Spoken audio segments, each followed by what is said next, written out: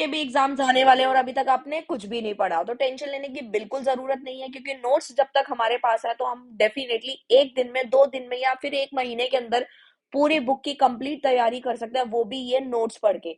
अब इस नोट्स में क्या क्या होने वाला है, कितने मार्क्स दिलवाएगा, तो मैं आपको बता देती हूँ। चाहे आपकी यूनिवर्सिटी कोई सी भी है, सोल से है, ड्यू से है, एनसी वैब से है, इग्नू से है, कहीं से भी हो, सबसे पहली चीज क्या फायदा है इसका, इजी लैंग्वेज रहेगी और फ्लो चार्ट्स रहेंगे जो कि आपके एग्जाम में बहुत अच्छा इंप्रेशन डालते हैं। एग्जाम ओरिएंटेड है, फालतू की लाइनें नहीं लिखी हुई, जो काम का है बस वही रट्टा लगा के जाना है, पढ़ के जाना है।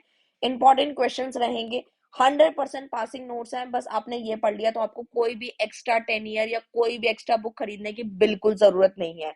बस इतना पढ़ना है और 100% पास हो जाओगे, और वो भी अच्छे मार्क्स के साथ। तो सिर्फ और सिर्फ 89 रुपीज में आपको ये पूरी की पूरी कंप्लीट बुक मिल जाएगी, जिसके लिए आप व्हाट्सएप कर सकते हैं दिए गए नंबर पे। Thank you everyone, welcome to this channel Nanak education point. Myself Heena Takkar, और आज हम बात करने वाले हैं कॉस्ट अकाउंटिंग के बारे में। जी हाँ, कॉस्ट अकाउंटिंग का जो वीडियो है, ऑलरेडी उसका एक प्लेलिस्ट बना हुआ है, आप जाके चेकआउट कर सकते हैं, जिसमें मैंने बहुत पहले वीडियोस अपलोड करी थी और क्वेश्चन पेपर, इंपॉर्टेंट क्वेश्चन सब कुछ अपलोड कर दिए हैं, जाके चेकआउट कर सकते हो। और जो भी स्टूडेंट दिल्ली यूनिवर्सिटी के हैं, इग्नू के हैं, और उन लोगों का कॉस्ट अकाउंटिंग सब्जेक्ट है, तो वो पिछली प्रीवियस वीडियो पहले देखें। उसके आगे का जो टॉपिक है आज हम डिस्कस करेंगे, उसके बाद एक न्यूमेरिकल क्वेश्चन भी देखेंगे आगे आने वाली वीडियोस में। और इसके बाद ये हमारा जो पूरा का पूरा जो चैप्टर है वो पूरा खत्म हो जाएगा। तो जो टॉपिक रह गए हैं वो हम आज स्टार्ट करेंगे। तो हमने टाइप्स ऑफ कॉस्ट के बारे में ऑलरेडी पहले से पढ़ लिया था, तो उसके आगे हम लोग जो है स्टार्ट कर रहे हैं, ठीक है। तो मैं एलिमेंट्स ऑफ कॉस्ट से स्टार्ट करना चाहूंगी। तो सबसे पहले कुछ एलिमेंट्स होते हैं कॉस्ट के, there are the 3 broad elements of cost, ठीक है। तो सबसे पहले मैं मटेरियल की बात करूंगी। मटेरियल क्या रहेगा? The substance from which the product is made is known as material. सबसे पहले मटेरियल होता क्या है? किसी भी प्रोडक्ट को बनाने के लिए जो सामान चाहिए, बेसिकली उस प्रोडक्ट में क्या क्या चीजें यूज होंगी, चाहे वो रॉ हो चाहे वो मैन्युफैक्चर स्टेट में हो, तो दोनों ही मटेरियल में कंसीडर होते हैं। It can be direct as well as indirect. ये छोटी छोटी टर्म्स है ना, जो हमें पता होनी जरूरी है, क्योंकि अगर हमें ये टर्म नहीं पता होंगी तो आगे हमारा जो कॉस्ट शीट बनेगी उसको हमें नहीं आएगी समझ में। तो अगर हमने ये छोटी छोटी चीजें अच्छे से समझ ली तो कॉस्ट शीट भी इजीली समझ आ जाएगी। तो देखो, कच्चा माल होता है जिसे हम रॉ मटेरियल के नाम से जानते हैं, और मैन्युफैक्चर, जो अभी हम लोग मैन्युफैक्चरिंग की स्टेज में है, तो उसे मटेरियल मैन्युफैक्चर स्टेट बोला गया है, जो कि डायरेक्ट इनडायरेक्ट मटेरियल होते हैं। अब बात ये आती है कि डायरेक्ट मटेरियल है कौन सा और इनडायरेक्ट मटेरियल कौन सा होता है। तो सबसे पहले डायरेक्ट मटेरियल की अगर मैं बात करूं, तो वो होता है all material which become an integral part of the finish product and which can be conveniently assign to the specific physical unit is term as direct material. Direct material वो होता है जिसको हम जल्दी से इजीली एनालाइज कर सकते हैं, जैसे कि ऑल मटेरियल और कंपोनेंट स्पेसिफिकली परचेज, हमने परचेज करे, जो बिल्कुल डायरेक्टली हमारे प्रोडक्ट में यूज होते हैं उसको हम डायरेक्ट मटेरियल बोलते हैं, और जो इनडायरेक्टली यूज होता है उसको हम इनडायरेक्ट मटेरियल बोलते हैं। जैसे कि all material which is use for purpose to the business and which the cannot be conveniently assigned to the specific physical unit। Indirect material में क्या आता है? कंज्यूमेबल स्टोर हो गया, ऑयल है, वेस्ट है, प्रिंटिंग है, स्टेशनरी है, ये सब बाद की चीजें होती है, जो यानी कि जो डायरेक्ट में नहीं आता वो सारा इनडायरेक्ट के अंदर आता है। जैसे कि इनडायरेक्ट मटेरियल में फैक्ट्री का, ऑफिस का, सेलिंग डिस्ट्रीब्यूशन डिवीजन आती है, जबकि डायरेक्ट में क्या आता है? प्राइमरी पैकिंग मटेरियल आते हैं। जैसे मान लो हमारा कोई भी प्रोडक्ट है, जैसे टूथपेस्ट का एग्जांपल लेती हूँ मैं, तो टूथपेस्ट में क्या होता है कि क्या होता है कि ट्यूब होती है, ट्यूब के डब्बे के अंदर डला होता है, तो मतलब प्राइमरी है वो, ठीक है। और जो वो जो हमारा टूथपेस्ट है वो एक ट्यूब के अंदर है, ठीक है। तो मतलब प्राइमरी सेकेंडरी दोनों हम कह सकते हैं कि जो स्टार्टिंग की जो पैकिंग मटेरियल्स है प्राइमरी वाले, जैसे रैपिंग, कार्डबोर्ड, बॉक्सेस वगैरह, ये सब में डला होता है।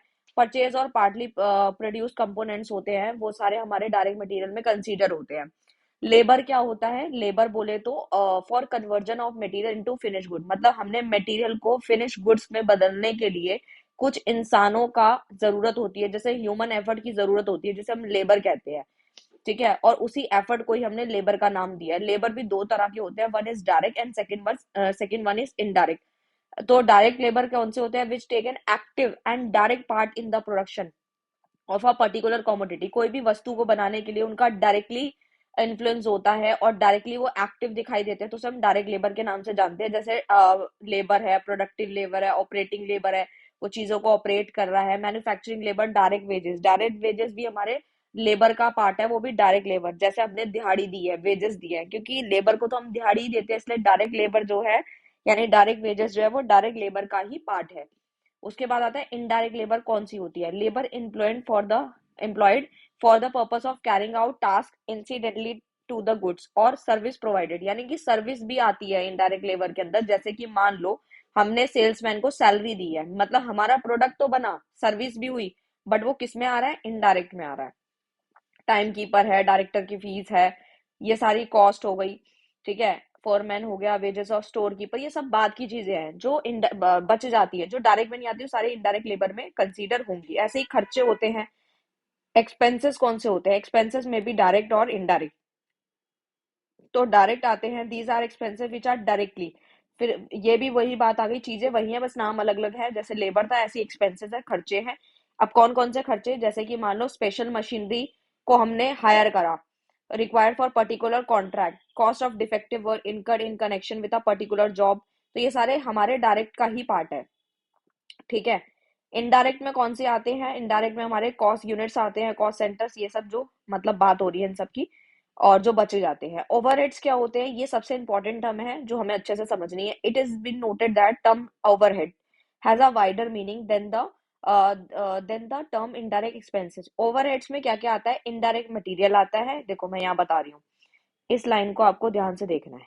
ठीक है, मतलब material plus labour plus expenses, तीनों को जो हमने समझे अभी, तीनों को जोड़ दो तो क्या बनता है, ओवरहेड्स बनते हैं। ठीक है, इतनी सी बात आपको समझ आ जानी चाहिए। ठीक है, नेक्स्ट आता है मैन्युफैक्चरिंग है। मैन्युफैक्चरिंग कह लो, सेलिंग डिस्ट्रीब्यूशन कह लो, रेंट है, heating, posted, telegram, warehouses charges, सब यही आता है। बस ये सारी चीजें हमने एक तरीके से हमारे को फ्लो चार्ट में समझनी है, क्योंकि जब हम लोग एग्जाम में जाएंगे, थ्योरी वगैरह से क्वेश्चन आएगा, फ्लो चार्ट बनाओगे तो बहुत अच्छा इंपैक्ट आएगा। और पहले मटेरियल है, देखो मटेरियल है, लेबर है, एक्सपेंसेस है, indirect indirect, direct indirect, direct indirect. ठीक है, तो इस तरीके से है। तो डायरेक्ट में क्या कह रहा है, फैक्ट्री ऑफिस आता है मटेरियल में। लेबर में क्या आता है, सेलिंग डिस्ट्रीब्यूशन, सॉरी, मटेरियल के अंदर ही सेलिंग डिस्ट्रीब्यूशन आ रहा है हम लोगों का, ये तीन आ रहे हैं। ठीक है, और लेबर में हमारा क्या क्या आ रहा है, देख सकते हो आपके सामने ही है।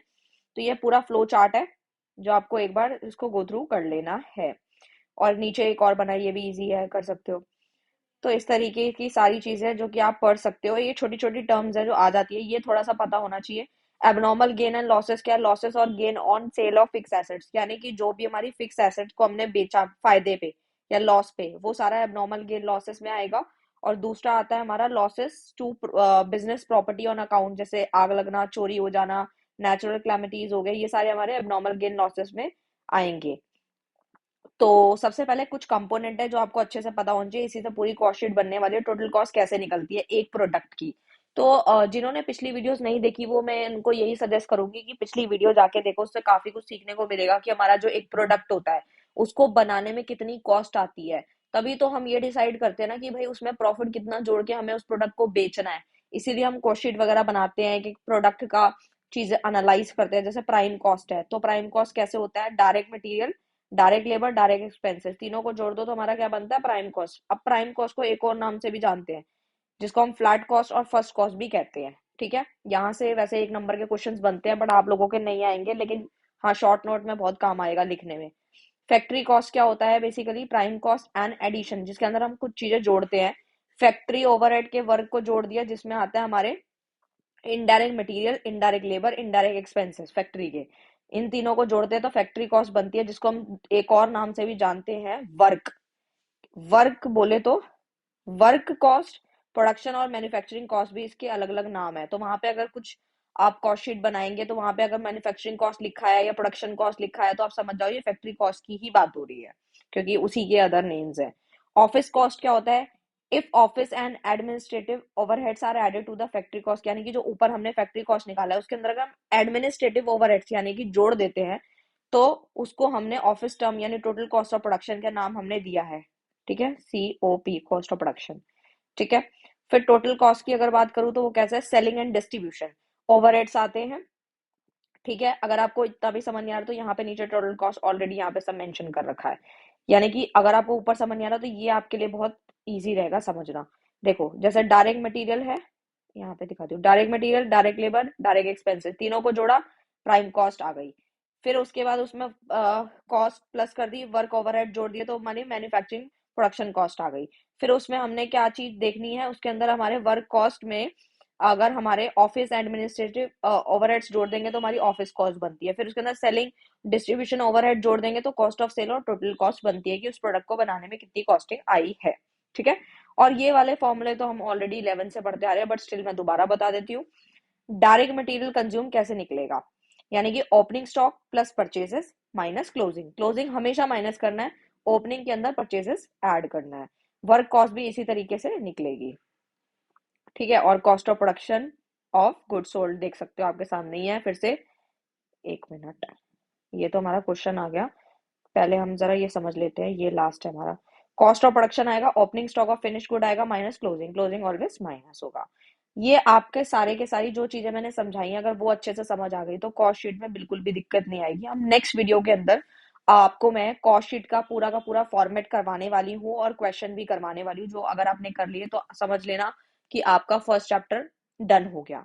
ठीक है। सो मिलते हैं नेक्स्ट वीडियो में नेक्स्ट टॉपिक के साथ, तब तक के लिए बाय बाय। और पिछली वीडियोस को एक बार रिवाइज जरूर कर लीजिएगा, पिछले टॉपिक्स को, और ये वाले टॉपिक को प्लीज नोट डाउन कर लें साथ साथ, उसका हम क्वेश्चन स्टार्ट कर देंगे। मिलते हैं।